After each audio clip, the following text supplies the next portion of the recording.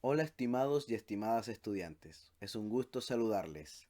El día de hoy, y en colaboración con la profesora Yasna, vamos a responder a la siguiente pregunta: ¿cómo escribir un texto descriptivo? Cuando hablamos del ámbito científico, es usual leer hipótesis, procedimientos, manuales, entre otros textos. Pues bien, uno bastante común es la descripción. Dejemos algunas ideas claras. Describir es explicar en detalle cómo es algo. En ciencias, realizamos ese procedimiento a través de la observación. Es decir, yo veo algo y luego escribo de forma cuidadosa eso que acabo de observar. Otra idea a considerar: la descripción científica, así la llamaremos de ahora en adelante, debe ser objetiva y precisa. Objetiva quiere decir que te centras en las características de lo que estás observando y no en lo que crees. En otras palabras, una descripción objetiva no pide tu opinión o lo que tú crees, sino que exige que escribas los detalles que observas tal cual son. Precisa quiere decir que debemos añadir todos los detalles necesarios, pero sin caer en ambigüedades o agregar información innecesaria. Dicho esto, ¿cómo escribimos una descripción? Lo primero a tener en cuenta es que se espera que un texto de este tipo tenga los siguientes elementos. En primer lugar, por lo general, nombre y definición del objeto a describir. Se suele escribir esto al principio del primer párrafo. Luego, es necesario añadir función general del objeto que estamos describiendo. Y por último, añadir características físicas o detalles importantes. Vamos a ver un ejemplo para que estos tres aspectos, nombre y definición, función general y características físicas o importantes, quede más claro. En pantalla estás viendo un texto descriptivo sobre el eritrocito. Yo lo he destacado con distintos colores para que podamos observar mejor cómo se realiza la descripción. Vemos, por ejemplo, que el primer párrafo comienza así: los glóbulos rojos, también llamados eritrocitos o hematíes, son las células sanguíneas más abundantes y relativamente pequeñas de los mamíferos. En azul, que es lo que acabamos de leer, podemos observar que aparece el nombre, en este caso glóbulos rojos, pero también con el nombre científico, y también aparece su definición. Aparece el nombre y el qué es. Todo eso por lo general escribirlo, como dije anteriormente, al principio del párrafo, para que el lector desde un comienzo con el título y con la primera idea ya tenga claridad sobre lo que se va a describir a continuación. En verde, vamos a leer, dice: su principal misión es transportar O2 o CO2 entre los tejidos y los pulmones. En verde entonces podemos observar que se señala cuál es la función del eritrocito. Porque una cosa es decir qué es, pero otra cosa diferente es decir qué papel cumple o qué función cumple. Yo recomiendo que luego de la definición escriban de inmediato la función, porque precisamente a eso hemos venido a describir algo, en este caso el eritrocito. Como pueden observar, ahora vienen varias ideas en rojo. Vamos a leer una, la que sigue después de la línea verde. En humanos, el número habitual de eritrocitos en sangre difiere entre sexos: 4,6 millones de metros cúbicos para mujeres y 5 millones metros cúbicos.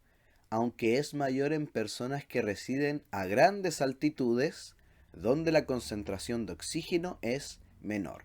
Hasta ahí podemos observar una característica física importante, en este caso la cantidad de eritrocitos en humanos. Si seguimos leyendo, en rojo también dice, en estado fresco son de color rojo anaranjado, de ahí el nombre de eritrocitos. En este caso se añade otra característica física que es el color.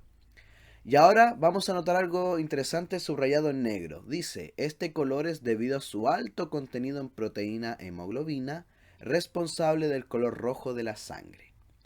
He puesto este punto subrayado en negro porque es una explicación más específica de la idea sobre el color anaranjado. Cuando tú estás describiendo, tú puedes añadir características más específicas aún. Lo importante es que esas características vayan de inmediato a explicar algo que se dijo anteriormente. Bueno, este párrafo termina con los eritrocitos raramente abandonan el torrente circulatorio. Entonces podemos observar que en este primer párrafo, en primer lugar aparece el nombre y la definición de eritrocito, luego su función general y luego algunas características físicas. Ahora vamos a observar que hay un segundo párrafo que viene a señalar otras características. Comienza con un subrayado que dice la forma de los glóbulos rojos varía en los vertebrados. Hasta ahí se está explicando ahora que estos eritrocitos son diferentes de acuerdo a ciertos aspectos. En los mamíferos tienen forma de disco bicóncavo en la zona central deprimida debido a la ausencia de núcleo. Miden unos 8 micrómetros de diámetro y unos 2 micrómetros de espesor en la zona más ancha. No poseen organulos ni citoesqueleto transcelular, es decir, en la zona de la célula alejada de la membrana plasmática. Aquí podemos observar que se añaden características con respecto al tamaño y espesor, por un lado, pero también sobre cosas que en este caso no posee este tipo de, células en específico. Entonces también podemos añadir como características aquello que no está, para así hacer un contraste con otros que sí tienen esas características. Por último, vemos que hay un tercer párrafo que dice, la forma bicóncava proporciona al eritrocito una mayor relación superficie-volumen y aumenta su eficiencia en la difusión de O2 y CO2 a través de su membrana plasmática. En este caso, como pueden observar, se añade una especificación de lo que sería esta forma bicóncava, pero cómo esta característica permite realizar un proceso, en este caso un proceso más eficiente. Ahí se puede ver cuál es el aporte de este párrafo. Vemos que en negro aparece subrayado en los vertebrados que no son mamíferos, es decir, ahora se va a añadir una explicación, pero ya del otro grupo, ya se habló en el párrafo anterior de los mamíferos, ahora de los que no son mamíferos.